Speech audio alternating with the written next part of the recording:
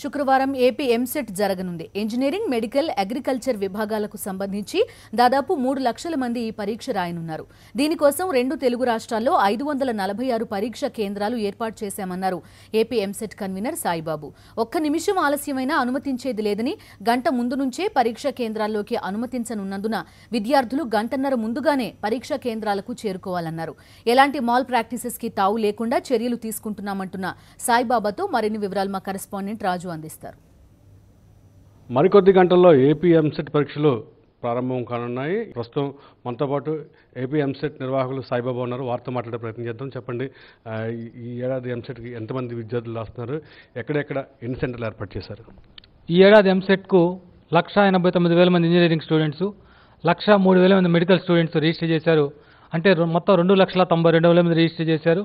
ఈ ఎగ్జామ్ టోటల్గా 22 regional centres ఆంధ్రాలో, 2 రీజనల్ సెంటర్స్ హైదరాబాద్లో, అంటే మొత్తం 24 రీజనల్ సెంటర్స్లో మొత్తం 546 టెస్ట్ సెంటర్స్లో జరుగుతుంది.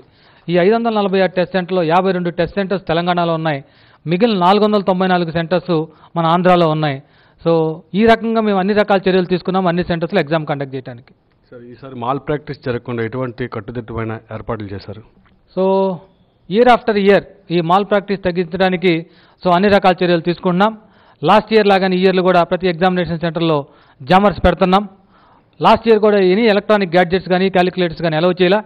అట్లానే ఈ ఇయర్ ఎటువంటి వాచ్లు కూడా అనుమతించట్లేదు. వాటి స్థానంలో అన్ని హాల్స్లో కూడా అన్ని సెంటర్స్లో మేము వాల్ క్లాక్స్ పెడతా ఉన్నాం. సో లాస్ట్ ఇయర్ 4 విద్యార్థులు మెడికల్ ఎగ్జామ్లో ఈ మాల్ ప్రాక్టీస్కి పాల్పడ్డారు. వాళ్ళని 3 సంవత్సరాలు డిబార్ చేశాం ఎగ్జామ్ రాయకుండా. బట్ ఈసారి దాన్ని ఇంకా కఠినం చేయాలని అనుకుంటున్నాం. లాస్ట్ టైం లాగా ఈసారి కూడా నిమిషం ఆలస్యంగా వచ్చినా లోపలికి అనుమతించేది లేదంటున్నారు. ఈ ఎన్ని గంటల నుంచి విద్యార్థులు లోపలికి అనుమతిస్తారు? ప్రతి కాంపిటేటివ్ ఎగ్జామ్ లాగానే ఎంసెట్ అనేది చాలా sensitive exam. So 10 o'clock at the dot of 10 main ఎంట్రన్స్లన్నీ క్లోజ్ చేస్తాం. కాబట్టి స్టూడెంట్స్ అందరూ 8:30 నుంచే మార్నింగ్, అంటే 1.5 hour ముందు నుంచే ఎగ్జామినేషన్ హాల్స్కి చేరుకోవచ్చు. అట్లానే 9 గంటల నుంచి వాళ్ళని హాల్స్లోకి అనుమతిస్తాం. అట్లానే మధ్యాహ్నం కూడా ఇంజనీరింగ్ ఎగ్జామ్ అయిపోయిన వెంటనే, అంటే దాదాపు 1:15, 1:30 నుంచి 1 గంట ముందుగానే ఎగ్జామినేషన్ హాల్స్లోకి రావచ్చు. కాబట్టి దయచేసి ఆ ఎంబరాసింగ్ సిచ్యువేషన్ తెచ్చుకోవద్దు. 1 minute అనేది ఎట్టి పరిస్థితిలో రిలాక్స్ చేయట్లేదు. మెడికల్ పరంగా కానీ ట్రాన్స్పోర్ట్ పరంగా కానీ ఎటువంటి చర్యలు తీసుకున్నారు మీరు? ఈ ఇయర్ మనకి ఎండల తీవ్రత దృష్ట్యా దాని మీద ఈ ఇయర్ సపరేట్గా మేము వీడియో కాన్ఫరెన్స్ కండక్ట్ చేశాం. మెయిన్గా మేము డిస్ట్రిక్ట్ మెడికల్ అండ్ హెల్త్ ఆఫీసర్ని రిక్వెస్ట్ చేయడం జరిగింది. ప్రతి ఎగ్జామినేషన్ సెంటర్లో ఫస్ట్ ఎయిడ్ క్యాంప్స్ పెడుతున్నారు. అంటే in case of emergency ORS ప్యాకెట్లు కానివ్వండి, ఇంకేదైనా అవసరమైతే ఫస్ట్ ఎయిడ్ కూడా చేయడానికి అన్ని రకాల చర్యలు తీసుకుంటున్నాం.